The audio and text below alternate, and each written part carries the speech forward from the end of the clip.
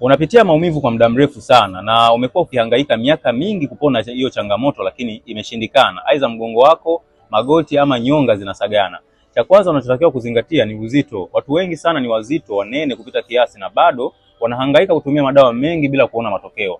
Si tu kwamba dawa za hospitali hazitokusaidia, lakini in case umeanza programu yangu bila kupunguza huo uzito, bado utaona dawa zinakuletea matokeo hafifu tofauti na vile ulivyotarajia. Kwa hiyo kitu cha kwanza, make sure unapunguza uzito. Hii itakusaidia sana kwenda kupunguza ile pressure kubwa kwenye pingili na kwenye jointi zako za mwili na kuwa rahisi kuweza kupona hiyo changamoto.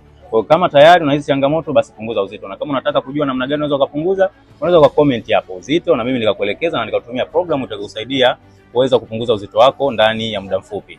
Karibu sana kwa ushauri pamoja na tiba sahihi. Unapitia maumivu kwa muda mrefu sana na umekuwa ukihangaika miaka mingi kupona hiyo changamoto, lakini imeshindikana. Aidha mgongo wako, magoti ama nyonga zinasagana.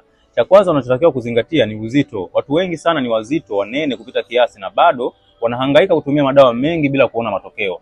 Si tu kwamba dawa za hospitali hazitokusaidia, lakini in case umeanza programu yangu bila kupunguza huo uzito, bado utaona dawa zinakuletea matokeo hafifu tofauti na vile ulivyotarajia. Kwa hiyo kitu cha kwanza, make sure unapunguza uzito. Hii itakusaidia sana kwenda kupunguza ile pressure kubwa kwenye pingili na kwenye jointi zako za mwili na kuwa rahisi kuweza kupona hiyo changamoto. Kwa hiyo kama tayari unahisi changamoto, basi punguza uzito. Na kama unataka kujua namna gani unaweza kupunguza, unaweza comment hapo uzito na mimi nikakuelekeza na nikakutumia programu itakusaidia kuweza kupunguza uzito wako ndani ya muda mfupi.